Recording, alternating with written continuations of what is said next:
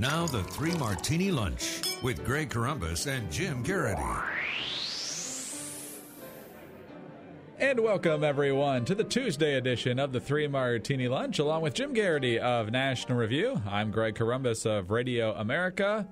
It's a weird day on the Three Martini Lunch. We have a tasteless one, a split one, and a truly crazy one. So let's start with the tasteless one. And it hasn't been officially announced yet, but the reports are already going out through reputable sources that the president has decided on former Deputy Defense Secretary Ashton Carter as the successor to Chuck Hagel. Obviously, he has to undergo confirmation hearings. Jim, there weren't really too many names on the list of prospects that were utterly horrifying to conservatives. And while I'm sure we would prefer someone other than Ashton Carter coming from this president, there doesn't seem to be too much in the way of red flags here. I'll give everyone a moment to brace themselves to account for the shock, for all of the deep-rooted emotions running through their mind, to calm their pulses, to cool their passions, and come to a reasoned opinion about Ashton Carter, which is that his name really sounds like he belongs in a boy band. I mean, look, he's been deputy for a long time as part of this administration, and it's not so sterling national security policies. There's a bit to gripe about, but I don't think anyone would say, well, Ashton Carter, he's really the problem over in that administration. He's just been doing his job over there at the Pentagon. Some folks may object that he never served in the military, but that's not exactly groundbreaking, and Hagel had served with distinction, and we saw the results we got with that. So it's probably going to be a fairly smooth confirmation process, barring some scandal we don't know about. And I guess as far as it goes, this is about as good a pick as the folks on the right could hope for from this administration. The fact that so many big names ended up withdrawing from the process, Michelle Flournoy, Senator Jack Reed, that look, everybody kind of knows this is an unwanted position, that this is a job in which you're not going to be given a lot of authority.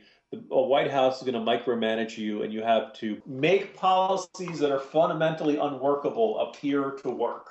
And unsurprisingly, a lot of people don't necessarily want to deal with that. Ashton Carter has had a hand in doing that for a while, and I guess he's probably going to be perfectly okay doing it for the next 2 years. Yes, and answering to Valerie Jarrett and Susan Rice. So that'll be... Yeah, it's kind of like saying, let's change the custodial staff, Sadly.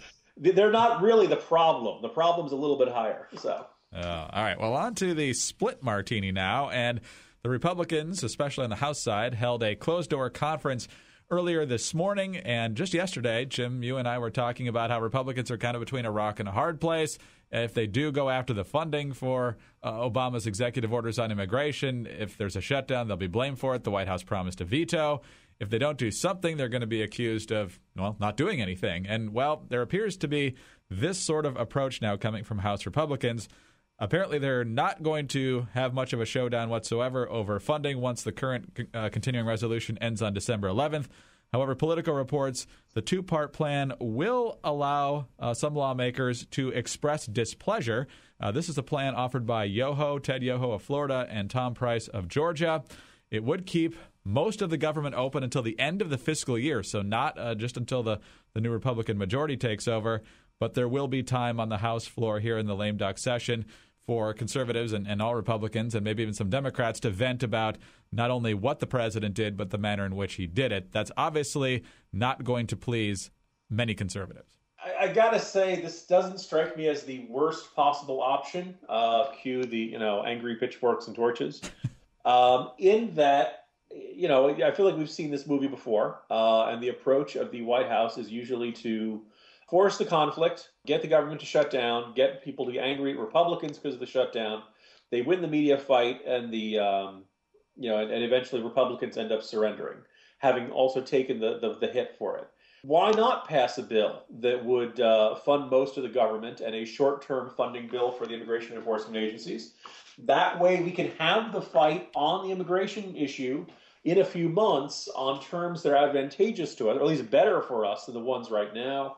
We'll see how that shakes out. Greg, I'll put it to you. Do you see an all-out conflict, rescind the executive order, or we shut down the government as a something that's likely to work for the month of December? No, I think both sides actually have very strong arguments. We've obviously just been down the road of a showdown over funding, and that did not reflect well on the standing of Republicans. They were largely bailed out by the horrific rollout of Obamacare, and I think those who say that the Republicans were even rewarded in some way in the midterms for standing their ground on that are probably misguided for the most part.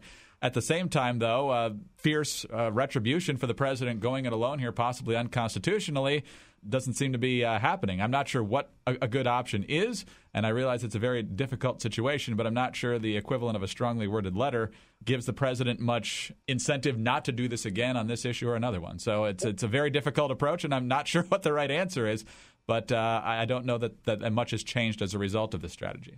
I think you're right. I think the problem is that we have really no deterrent against a president who has basically decided to ignore the Constitution, right? The only thing this guy fears is impeachment. He doesn't fear that because he's pretty sure he would win, that basically that we would not be removed from office. Right. And so to me, look, take the government shutdown card off the table and then say, all right, we're going to have this fight over the funding for this, and again, just say, look, it's not that the Republicans wouldn't fund immigration-related agencies. They'd pass the appropriations bill and just say no funds in this bill can be used for this, unconstitutional executive order, and then Obama would refuse to sign it, and then there we'd go. And he'd probably say Republicans are, being xenophobic, racist, hateful, yada yada yada. But the argument Republicans refuse to fund the agencies isn't true. And they'd be able to say, look, here it is. We fund everything except this executive order. And if there's a shutdown of immigration agencies, which, by the way, Obama probably wouldn't mind seeing that either, then at least that one is on better terms, I think. If people feel like Republicans always concede too early in these fights, I can see that argument, but I just don't see how full on, that's it, we're not funding anything until you rescind this order, really goes anywhere against this president. All right, on to the truly crazy Martini now. And Jim, it was Tuesday, maybe Wednesday, that the president pardoned the White House turkey, something the president does every year. It's one of the very few events where the president publicly is somewhere with his daughters. And there was some criticism of the girls for their, let's say, lack of enthusiasm for being at the event, some of their facial expressions, potential attitudes during that ceremony. Some criticized them over the length of their skirts. One of whom was a woman named Elizabeth Lawton, who, if you've heard of her before last week, congratulations, because I haven't. She worked for a Tennessee congressman named Stephen Fincher, who I'd barely heard of, and I will not be surprised if most people haven't. So she tweeted about this and talked about some of those things I just mentioned, and the social media and liberal media firestorm over what the press secretary for a little-known Tennessee Republican congressman had to say about the Obama daughters blew up. She finally resigned, and hopefully the story has gone away. But, Jim, the proportion of attention in the media to this story compared to other things that they simply won't touch is just astonishing. I think I dealt with Elizabeth once or twice in her press capacity. I think we're following each other on Twitter. It's not like I'd say I know her well. I don't know her to be an intemperate person, so it's kind of surprising to see this. And yes, it is not wise to criticize the president's daughters, even if they are acting, however you want to describe it, bratty or so there you go. Now people will be screaming bloody murder about, how dare Jim, Look, their teenage daughters, get off their backs, et cetera, et cetera. Even though we all remember, the Bush daughters were on the cover of People magazine, okay? This idea that presidential children are off limits has always been selectively enforced. And it's kind of, nonsensical to claim that there's been this, great outrage. I tried to make this point Monday that, look, I don't think the Obama daughters ever saw the Facebook post. I'm kind of surprised anyone did. And the idea, life is going to go on for Sasha and Malia, right? Now, here's the other thing. Sasha and Malia live a life that on the one hand has a great deal of privilege, but also comes with a great deal of challenges. They got to go with Secret Service protection everywhere they go.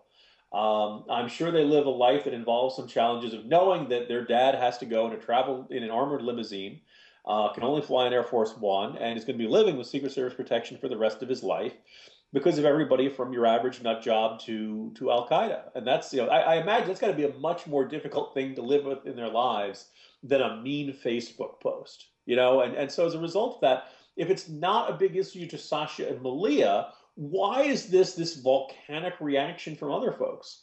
And it seems very likely the answer is, because it gives people an excuse to paint Republicans as mean and nasty. And thus it turned into the most important story in the whole wide world for the last couple of days of Thanksgiving. The Russians are still rolling into Ukraine. ISIS is still killing people. China and Japan, everybody else are in the South China Sea. The world, things are going on in this world. But we had to have our Emmanuel Goldstein. We had to have our designated 2 minutes of hate. Everybody had to be really angry at Elizabeth Lawton. And I think all of us just kind of marveling at this notion that this is unacceptable. And the idea that, here's the thing. If everybody who has written something stupid on Facebook has to be fired, Greg, the unemployment rate is going to be 95%. So I just don't it feels like a smear campaign, an intimidation campaign, a demonization campaign. You just like to think that the media would stop buying into these campaigns of finding some little known person and then just, trashing them and insist, doing everything they can to get them fired because they wrote something stupid on Facebook. Yeah, it's even one step further than your usual point about Republican lawmaker makes crazy point. It's usually some low-level state rep. And now we're down to staffers. We'll see how far this devolves, but I don't know if there is a floor to this when it comes to the left. In my world, there's a lot of speculation that a lot of liberals who are upset about the midterms, upset about how things are going for them, they wanted a scalp, and they just did it for emotional catharsis, not because they actually thought it was really of consequence, which, suggests the nastiness at work in our politics. What a day. All right. Jim, you're off till Friday. We'll talk to you then. See you Friday, Greg. Jim Geraghty of National Review. I'm Greg Corombos of Radio America. Thanks for being with us today. And there will be a 3 Martini lunch tomorrow. Please join us then.